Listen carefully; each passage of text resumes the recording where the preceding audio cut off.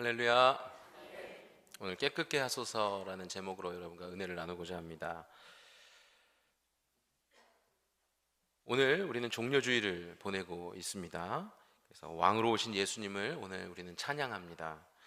우리 예수님께서 예루살렘에 입성하신 후에 행하셨던 사건 가운데 무화과나무 사건이 있고, 그리고 그 가운데 다음에 이어지는 성전 정화 사건이 있습니다. 우리가 고난주간을 보낼 때의 첫 번째 날 우리가 지키는 말씀 가운데, 또 묵상하는 말씀 가운데 하나가 바로 오늘 이 시간에 나누는 본문의 말씀입니다. 그래서 어떻게 보면은 왜 저녁 예배 시간에 갑자기 성전 정화 사건을 이야기하나 하실 수도 있겠는데요, 저는 종려주의를 떠올리면 제일 먼저 떠오르는 말씀이 이 말씀입니다.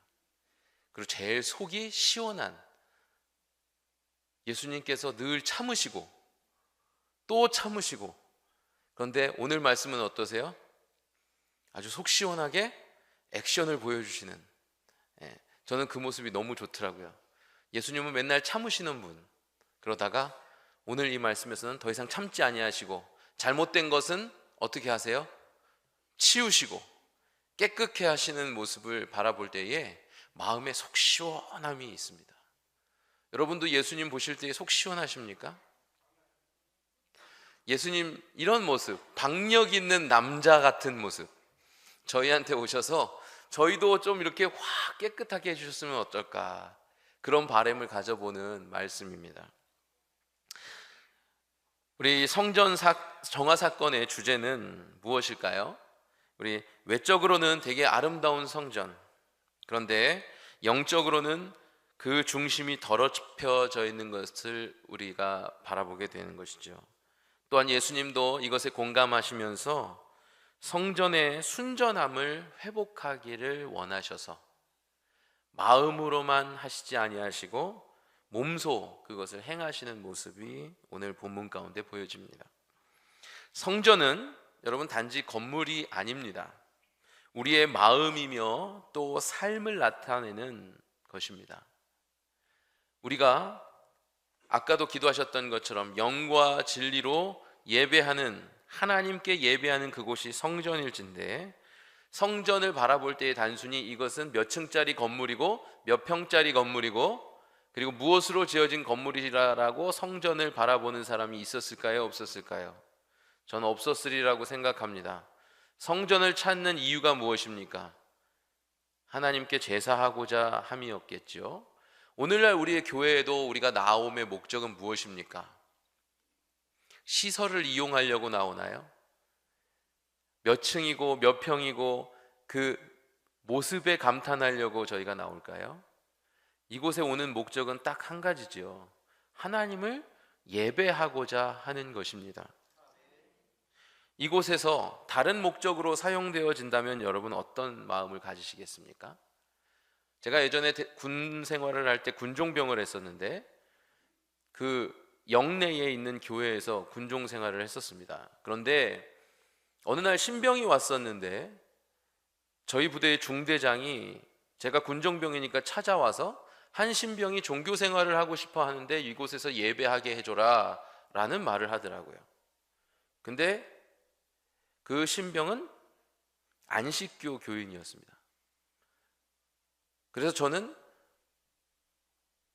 저희 상관인 중대장과 따지듯이 언쟁을 한 적이 있었습니다. 물론 당연히 병사가 그러면 안 되겠지만 하나님의 성전을 이단에게 빼앗기는 것이 굉장히 불쾌하고 또 불쾌한 일이었기 때문에 그냥 네 알겠습니다 하고 넘어갈 수가 없었던 일이 있었습니다. 성전이 초라하든 아니면 더럽혀져 있든 그것은 별로 상관이 없습니다. 더 중요한 사실은 그 성전은 예배하는 곳이기에 예배 이외에, 하나님을 온전히 섬기는 것 이외에는 다른 것을 행하지 않기 원하는 마음이 우리에게 있어야 될 줄로 믿습니다. 성전은 그냥 건물이 아닙니다. 우리의 고백이고 또 우리의 마음이고 우리의 삶인 줄로 믿습니다. 말씀에서는 성전이 얼마나 정결한가를 묻고 있습니다. 이 본문을 읽다 보면 우리 또한 이 성전에 이 여러 상인들의 모습을 바라보면서 과연 그 당시의 성전이 깨끗했는가를 생각하게 되죠. 얼마나 더럽혀졌는가, 하나님께서 허락하신 모습인가, 그리고 그것이 본연의 기능인가 라고 하는 것을 되묻게 하는 것입니다. 오늘 주님 앞에서 우리가 드릴 고백은, 주님, 우리가 드리는 성전, 우리가 주님을 만나는 그곳이 진정 정결하고 깨끗하길 원합니다. 우리가 오늘 이 시간에는 그 고백을 드릴 수 있어야 되겠습니다. 따라해 보겠습니다. 주님, 제 마음을 깨끗게 하소서. 주님, 제 성전을 깨끗게 하소서. 그렇습니다. 저와 여러분 모두가 오늘 이 성전 정화 사건의 말씀을 읽으시면서 함께 공통적으로 드리는 고백이 되어야 될 줄로 믿습니다. 그래서 오늘 말씀의 첫 번째는 정결을 잃어버린 신앙이 이 성전 가운데 있음을 예수님께서 책망하셨음을 우리가 바라보기를 원합니다. 깨끗게 하시는 예수님을 갈망하면서 우리네 정결을 잃어버린 신앙을 오늘 이 말씀을 바라보면서 찾아내야 될 줄로 믿습니다. 이탈리아 바티칸 시스티나 성당이라고 하는 곳이 있습니다. 성지순례 가시는 분들이 부러울 때가 없었는데 이 설교를 준비하면서 막 부러워지기 시작했습니다. 이곳 가시다 그러더라고요. 그런데 이곳이 정말 아름다운 성당입니다. 천장에는 화려한 성화가 가득 차 있습니다. 그런데 이 성당이 오래전에 방치되었고 먼지가 가득 쌓여서 그 가운데 그 천장에 있던 벽에 있던 아름다운 프레스코 벽화들이 다 가리워진 적이 있었습니다. 그런데 1980년부터 14년에 걸친 보수공사를 통해서 그 천장과 벽체에 있는 벽화들이 드러나게 되었어요. 그리고 그 그림이 무엇인가를 자세히 살펴보니 1512년에 그려진 미켈란젤로가 그린 천지창조의 벽화였습니다. 그 창세기의 9가지의 그림을 이 벽과 천장에 그려낸 세계적으로 훌륭한 이 화가 미켈란젤로의 작품이었다는 거죠. 그 전에는 먼지가 가득 쌓여서 그 벽에 천장에 무엇이 있는지도 몰랐으나 먼지를 다 걷어내고 보니까 그 가치가 깨달아지게 되었다라고 하는 이야기입니다. 겉은 멀쩡해 보이지만 영혼은 먼지에 덮여 있어서 그 빛을 잃어버리고 하나님께 그 신앙을 들춰낼 수 없고 보여드릴 수 없는 우리의 영혼의 상태가 이와 같지는 않는지 생각해 볼 수 있는 한 가지의 예가 될 수가 있겠습니다.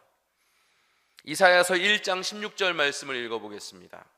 너희는 스스로 씻으며 스스로 깨끗하게 하여 내 목전에서 너희의 악한 행실을 버리며 행악을 그치고. 아멘. 우리가 주님 앞에서 깨끗함을, 정결함을 유지해야 되는 것은 우리가 반드시 이루어내야 되는 하나님께서 요구하시는 모습인 줄로 믿습니다. 하나님은 정결한 마음과 삶을 요구하신다는 것이지요. 여러분, 오늘 말씀 본문의 12절로 13절에서 예수님은 성전에 들어가셔서 장사하는 자들을 내어 쫓으십니다. 3가지 장사하는 자들이 있었는데 비둘기 파는 자들, 돈 바꿔주는 자들, 또 누가 있었지요? 그 가운데에서 죄송합니다, 2명이군요. 돈 바꾸는 사람들과 비둘기 파는 사람들을 어떻게 하셨어요? 둘러 엎으셨다. 혹은 어떤 사람들은 이야기합니다. 채찍을 가지고 가셔서 그 상을 채찍으로 내려 찍으셔서 망가뜨리시고 부셔버리셨다. 이렇게 이야기하기도 합니다. 그런데 예수님의 이러한 과격한 모습이 우리에게는 때로는 생소해 보이기도 하지만 이렇게 예수님께서 화를 내시는 모습은 무엇 때문인가? 우리는 한번 생각해 볼 수 있어야 되겠습니다. 제가 오래전에 샀던 책 중에서 오늘 설교를 위해서 다시 읽어본 책이 있습니다. 앵그리 크리스찬. 꽤 두꺼운 책이에요. 이제 심리적으로 분노에 대해서 분석해낸 책인데 그 가운데에서 분노의 하나의 순기능을 이야기합니다. 분노는 에너지가 있어서 무엇인가를 행동으로 옮겨갈 때에 느껴지는 전 단계의 감정이라는 거예요. 여러분, 자녀들이 방을 어지럽혔어요. 그럼 여러분이 치우시기 전에 뭘 하세요? 화를 내시잖아요. 왜요? 치우기 전에 한번 푸닥거리 해야죠. 그래야 치우는 거거든요. 또 여러분이 불의의 모습을 보시면 화가 나세요, 안 나세요? 그러면 왜 화를 내십니까? 그것을 바꿔가기 위해서 내 에너지를 끌어올리는 단계인 거예요. 그래서 화가 우리 안에서 발현되는 거라는 거죠. 여러분, 화가 꼭 나쁜 것만은 아닙니다. 아시겠죠? 여러분의 에너지를 끌어모아서 반드시 해야 될 일들을 감당할 수 있으려고 하는 거죠. 여러분, 한번 보세요. 초가 하나가 꺼 있는 거 아닙니다. 저희 아내가 저한테 문자를 보냈어요. 예배 올라오기 전에 초가 하나가 꺼져 있어. 어떻게 해야 될 것 같아. 그래서 제가 와가지고 확인을 했어요. 근데 안에 불이 켜 있을까요, 안 켜 있을까요? 켜져 있어요. 여러분, 화도 낼 때 제대로 내야 그것이 잘못되어 있다는 인식을 하게 되고, 그리고 고칠 수 있는 기회가 되는 거예요. 켜 있습니다. 오해하시면 안 됩니다. 예수님이 분노하셨다라고 하는 것은 그 잘못된 모습을 고쳐가기 위한 하나의 전 단계라는 거예요. 그런데 이 장사치들을 바라보면서, 환전해주는 상인을 바라보시면서, 왜 그곳에, 만민이 기도하는 그곳에, 하나님께 제사하는 그곳에 그것이 있어야 할까라고 하는 거예요. 일종의 제사를 드리러 온 사람들의 편의를 위한 것입니다. 그런데 그 편의를 봐주기에는 너무 비율법적이고도 비상식적이고 비신앙적인 자세라는 거죠. 하나님께 나올 때에 순전한 제물을 드리기 위해서 자신이 특별하게 구별했던 제물을 정성껏 끌고 와서 하나님 앞에 흠없이 드려야 되는 것이 그들의 가져야 하는 자세죠. 그런데 가지고 오는 게 힘들거든요. 가져오다가 괜히 수레가 자빠져서, 혹은 끌고 오던 말이 돌부리를 쳐서, 재물이 돌부리를 쳐서 만약에 상처가 난다거나, 그래서 제단에 바칠 수 없는 상태가 돼버린다면 그만큼 힘든 일이 어디 있겠어요? 제가 예전에 학생들을 데리고 가서 캠프에서 설교를 들을 때 그 제물을 바치는, 제단에 제물을 바치는 제사에 대한 이야기를 한 강사 목사님을 통해서 들었어요. 그랬더니 그 목사님이 그러시더라고요. 집에서 잘 구별해서 가지고 온 양이나 염소나 황소나 데리고 나와서 제물에 드리려고 하는데 그것에 흠이 났어. 그럼 다시 돌아가서 다시 그 중에서 흠 없는 것을 구별해서 또 다시 끌고 와야 된다는 거죠. 그러다가 겨우 도착했다고 쳐보세요. 그래서 그곳에서 이제 제물을 드리려고 하는데 또 갑자기 무슨 돌발 상황이 돼서 그 제물이 바쳐지기에 합격점을 못 받게 된다면 그 사람은 제사를 온전히 드릴 수 있을 것이냐? 굉장히 힘든 일이라는 것이죠. 그래서 미리 비둘기나 제물을 파는 가축들을 파는 상인들이 있어서 그곳에서 제물을 대신 구매해가지고, 흠없는 것을 구매해가지고 거기서 제물을 드린다는 거죠. 어떻게 보면 내가 겪어내야 되는 고통, 인내, 그리고 과정들을 어떻게 해요? 생략하게 하는 아주 편리한 방법이 될 수 있다는 것이죠. 그러나 하나님 앞에서의 편법은 무엇으로 비춰져요? 정결한 모습이에요? 정결하지 않은 모습이에요? 정결하지 않은 모습으로 비춰질 수 있다는 것을 예수님께서 보여주셨다는 거예요.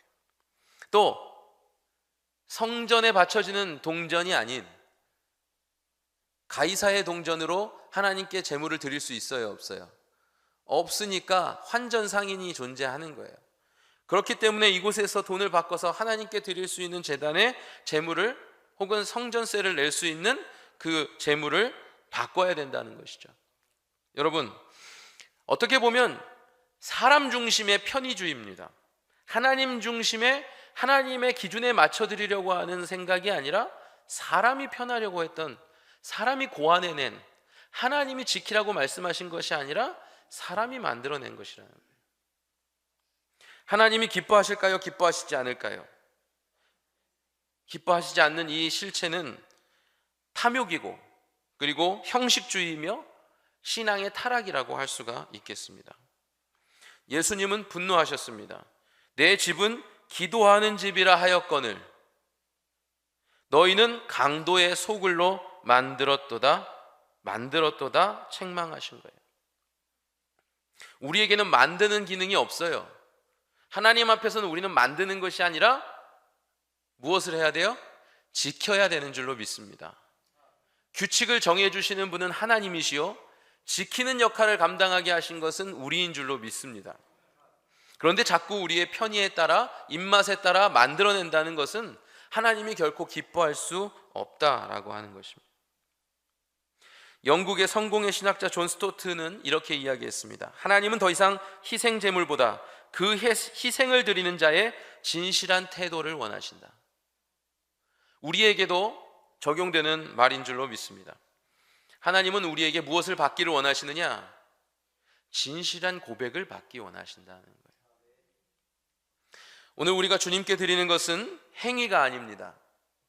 정결한 마음이 되어야 될 줄로 믿습니다. 그래서 우리는 마음속에 주님을 향해 고백합니다. 주님, 깨끗게 하여 주시옵소서.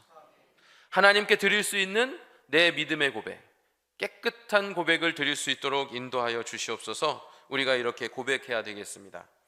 우리는 신앙을 행위로만 소비하는 어리석음을 멀리해야 되겠습니다. 소비라고 하는 개념은 무엇을 만드느냐? 내 입맛이라고 하는, 내 기준이라고 하는 것을 만들어냅니다. 신앙이 내 입맛에 맞아야 할까요? 기준은 누가 되시죠? 하나님이 되시잖아요. 하나님의 마음에 만족이 되시는 신앙생활을 우리가 해야 되는 것입니다. 예배는 드리지만 마음은 딴 데가 있다. 기도는 하지만 응답에는 관심이 없다. 봉사는 하지만 하나님을 바라보지 아니하고 사람의 눈치를 본다.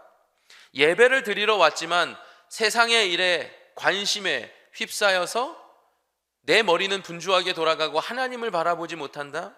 이 모든 것들은 우리가 멀리해야 되는 일들 중에 하나입니다. 그래서 우리가 이 시간에 예수님께 무엇을 내어놓아야 될까 고민하고 있다면, 여러분, 진정 탐욕의 상을 치워버리고 기도 없는 의자는 던져버리고, 그리고 예수님께 내 정직한 심령, 깨끗한 영혼을 고백할 수 있는 자리를 온전히 하나님께 드려야 될 줄로 믿습니다. 주님, 제 안에 있는 모든 위선을 걷어내게 하여 주시옵소서. 우리의 예배의 시작은 바로 이것으로부터 이루어지는 줄로 믿습니다. 여러분, 예배에 나오셔서 예배 드리기 전에, 예배를 시작하기 전에 무엇을 하시나요? 회개의 기도를 드리시죠. 한 주간에 내가 지었던 모든 죄악들이 주님의 눈앞에 감추어지고 용서함되고 씻음바 되기를 원합니다. 그래서 하나님께서 바라보실 때에 내 영혼을 받아주시고 내 온전한 예배를 받아주시기 원합니다. 이것이 우리가 예배를 드리는 자, 예배를 기다리는 자의 고백이 아니겠습니까? 정결한 마음을 다시 내 안에 부어주셔서 온전한 예배를 드릴 수 있게 하여 주시옵소서. 우리가 이렇게 고백하는 줄로 믿습니다. 두 번째로는 깨끗한 자리에 무엇이 임하느냐라고 하는 거예요. 그 자리에 회복이 임한다라고 하는 것입니다. 여러분, 아프리카에 차드라고 하는 나라 너무 잘 아시죠? 우리 온천제일교회 분들은 차드라고 하는 나라의 이름을 한번 들어보셨습니다. 누구를 통해서 들으셨죠? 우리 김우영 전사님을 통해서 한번 들었습니다. 아프리카의 오지 중에 오지, 잘 알려지지 않은 그 나라, 아프리카 대륙이 있다면 중앙 한가운데 있는 내륙의 국가입니다. 그런데 이곳이 물이 참 귀한 나라예요. 그래서 물이 부족하고 물이 오염돼서 이 수인성 전염병이 창궐한 때가 있었습니다. 그래서 많은 병자들이 생겨나던 때에 사람들은 계속해서 치료하려고, 물을 부족을 해결하려고 노력했지만 원인을 제거하지 못하고 계속 고통받았을 때가 있었어요. 그때에 어떤 한 사람이 이런 주장을 했습니다. 우물부터 깨끗하게 해야 합니다. 우물을 깨끗하게 할 때에 식순환이 해결되고 물 부족이 해결되고 마실 물이 공급되므로 이 사람들이 더 이상 더러운 물을 마셔서 질병에 걸리는 일이 없어질 것입니다 라고 하는 생각을 고안해서 이제 그 운동을 벌이게 됐어요. 기독교적인 가치관을 갖고 있었던 미국의 캘리포니아에 본부를 두었던 바로 소망 소사이어티라고 하는 자선 단체가 있습니다. 이곳에서 하는 사역이 주로 치유와 회복의 사역을 하는 단체인데, 이 사역을 하는 단체가 차드에도 지부를 갖고 있다고 해요. 그래서 이 소망 소사이어티가 중심으로 해서 미주 여러 교회들과 협력하여서 이 차드라고 하는 나라의 수질 개선에 앞장서서 500개의 우물을 팠다 그래요. 그래서 그 전에 겪고 있었던 수인성 전염병과 식수 부족의 문제를 해결하는 일이 벌어졌고, 그래서 사람들이 질병에서 해방되어서 건강히 돌아오는 일들이 실제적으로 일어났었다고 합니다. 이 일을 제가 왜 소개를 할까요? 무엇을 깨끗하게 해야 그 근심이 해결될지를 우리는 알아야 된다라고 하는 거예요. 무엇부터 우리가 해결해야 할까요? 우리의 신앙이 진정 주님께서 인정하시는 믿음이 되려면, 그 신앙이 되려면 어떻게 해야 되겠느냐? 우리의 근본적인 문제를 해결할 수 있어야 된다는 것입니다. 신앙의 중심이 깨끗해져야 된다라고 하는 것입니다. 그래야 우리의 신앙은 회복되어질 수 있다라고 하는 거예요. 여러분, 깨끗하게 된다라고 하는 말의 정의를 생각해 보시죠. 여러분, 그릇이 있다라고 생각해 보세요. 깨끗하게 한다는 건 뭐지요?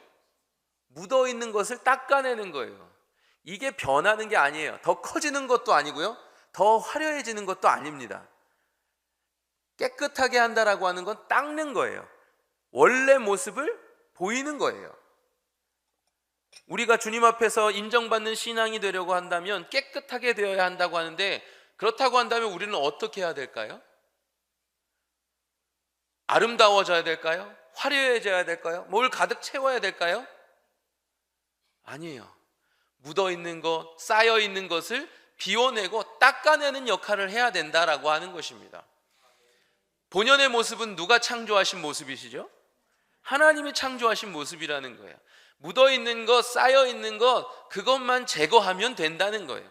근데 우리는 너무나도 어렵게 생각하고 있다는 것이 문제라는 거죠.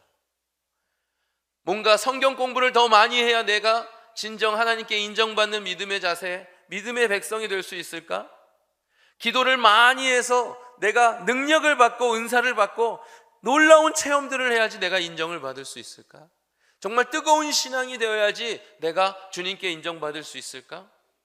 주님의 말씀을 바라보면서 한 절 한 절에서 내가 감격하고 감동하면서 내가 무엇인가에 풍성한 영감을 얻을 수 있어야지만 내가 회복된 것일까? 깨끗한 것일까? 여러분, 맞을까요? 우리는 너무 신앙생활을 어렵게 생각하고는 합니다. 그렇게 어렵게 만들어낸 사람은 누굴까요? 저와 여러분입니다. 신앙은 어려운 게 아니에요. 막 엄청난 수학 공식처럼 외워야 되는 것도 아닙니다. 진정 주님께서 바라시는 고백, 그리고 주님께서 우리에게 주신 형상, 이것을 기억하고 유지하는 것이 우리에게 깨끗게 하는 방법인 줄로 믿습니다. 한때 성경 공부 운동이 막 일어날 때가 있었어요. 그런데 그 전까지는 성경 공부하자라는 얘기 있었을까요? 없었을까요? 그 전에는 없었어요. 우리가 신앙생활하는 것에서 주님께 정직하고 우리의 죄악을 회개하고 주님께 온전히 예배하자라고 했지, 성경을 공부하자라고 하지는 않았다라고 하는 것이죠. 그래서 지적인 신앙생활을 자꾸 강조하다 보니까 우리의 신앙생활이 자꾸 어려워지기 시작한 거예요. 사람이 만들어낸 방법, 사람이 고안해낸 생각, 이것들이 자꾸 쌓이다 보니까 점점 어려워지게 된 것이 우리의 신앙생활입니다. 여러분, 우리는 다시 생각해 봐야 되겠어요. 시편 51편 10절 말씀입니다. 하나님이여, 내 속에 정한 마음을 창조하시고 내 안에 정직한 영을 새롭게 하소서. 이 새롭게 하신다, 창조하신다. 여러분, 우리가 원래 하나님께서 창조하신 그 모습을 어떻게 해요? 회복시켜내는 것을 이야기합니다. 여러분, 이 회복의 시작은 그래서 우리는 회개라고 말하는 것입니다. 정결함은 하나님의 임재를 방해하는 모든 것들을 치워내는 것을 말하는 것이죠.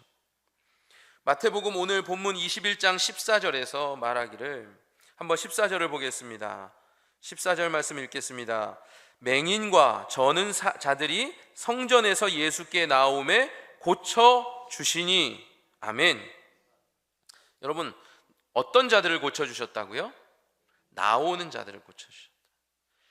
나오는 자들이 어떤 자들이었어요? 맹인과 저는 자들입니다. 그리고 소외된 자들을 초청하셔서 예수님은 고치셨다라고 하는 거예요.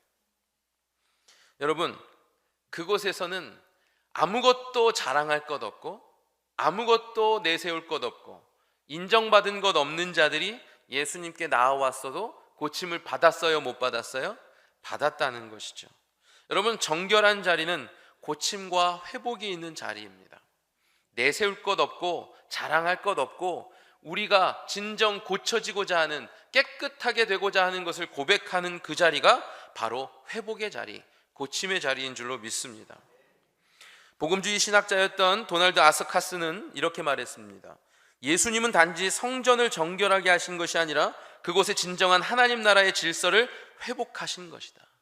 여러분, 하나님 나라의 질서를 회복하셨다라고 하는 건 하나님이 태초에 우리를 만드셨던 그 모습이 다시금 주님 앞에 나아갔음을 이야기하는 거예요. 여러분, 성전은요 바로 이런 곳입니다. 이곳에서 성전에 나아갈 수 없는 자가 있을까요? 성전에 나오고는 것을 금하는 자들이 있을까요? 어느 누구도 하나님께서 여러분이 나오는 것을 금하지 않으시는 줄로 믿습니다. 나의 상한 마음, 나의 더러운 마음, 회복되고자 하는 그 모든 상태, 그것을 내가 주님 아버지 앞에 가지고 나오는 그 바람, 그리고 그 열정을 가지고 나오는 자들에게 하나님께서는 어떻게 하신다고요? 회복해 하신다라고 하는 것입니다. 오늘 이 시간 예수님께 우리가 마음의 문을 열어야 될 줄로 믿습니다. 숨기지 말고 정결하게 고백해야 될 줄로 믿습니다. 정말로 매 순간 틀림없이 기도 가운데 은혜를 주시고 예배 가운데 은혜를 주심은 그 가운데의 비결은 무엇입니까? 회개에 있습니다.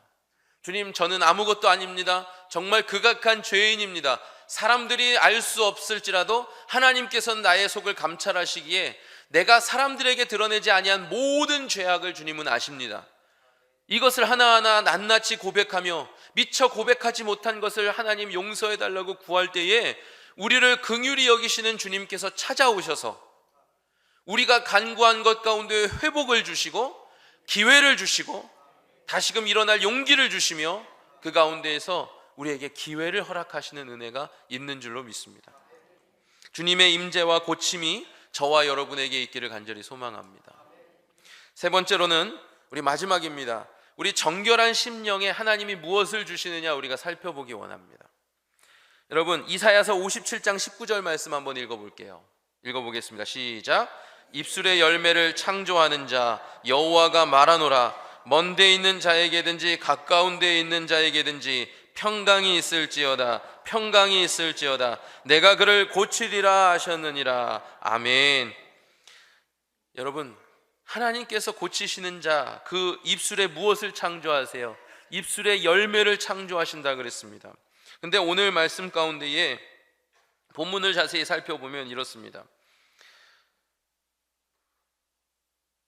우리 15절 말씀 읽어보겠습니다. 시작. 대제사장들과 서기관들이 예수께서 하시는 이상한 일과 또 성전에서 소리질러 호산나 다윗의 자손이여 하는 어린이들을 보고 노하여. 아멘. 성전에서 이렇게 정화하셨던 예수님을 이 아이들이 소리질러서 뭐라고 고백했어요? 호산나 다윗의 자손이여 라고 예수님을 찬양했다라고 하는 것입니다. 우리가 이곳에서 무엇을 보겠습니까? 하나님께서는 그곳 가운데에 입술의 열매 곧 찬양을 우리에게 고백할 수 있도록 하신다라는 거예요. 우리에게 고쳐주시는 역할, 회복시켜주시는 역할, 정결케 하시는 그 역할을 우리가 경험할 때에 우리의 입술의 열매 곧 찬양이 흘러나온다. 그 찬양을 만들어주시는 하나님이 우리의 하나님이시다라고 하는 것입니다. 여러분, 그 가운데 있었던 종교 지도자들은 어린이들의 찬양 호산나를 어떻게 여겼어요? 불쾌하게 여겼어요. 하지만 예수님은 그 찬양을 하나님의 뜻으로 받아들이십니다. 그 찬양은 굉장히 순수했고 아름다웠음을 우리는 경험합니다. 정결한 성전 가운데 울려 퍼지는 아이들의 찬양 소리가 얼마나 아름다웠겠어요. 칼 바르트라고 하는 신학자는 자신의 책에서 이렇게 말했습니다. 진짜 찬양은 지성의 결과가 아닙니다. 하나님 앞에 서 있는 마음의 반응입니다. 여러분, 우리가 우리의 마음을 깨끗게 하시는 주님을 만날 때에 기뻐하며 만족하며 무엇을 올려드릴 수 있을 것 같습니까? 찬양을 올려드립니다. 그렇습니다. 예수님은 그리스도십니다. 예수님은 나의 주님이십니다. 나를 고치시고 싸매시며 회복해 하셔서 내가 영원한 형벌에 있는 것이 아니라 하나님이 약속하신 영원한 선물을 누리는 자로, 생명을 누리는 자로, 고쳐진 자로, 진정한 하나님 백성으로 나를 이끄시는 분이십니다. 우리가 이렇게 고백을 하게 된다라고 하는 것이죠. 찬양은 우리의 영혼에서 울려 퍼지는 고백입니다. 내 머리에서 생각해서 하는 것이 아니라는 것이죠. 하나님이 입술 가운데에 그 찬양이 맺히도록 우리에게 은혜를 주셨기에 열려진다라고 하는 것입니다. 깨끗한 마음에서 나오는 찬양, 우리의 찬양이 되기를 원합니다.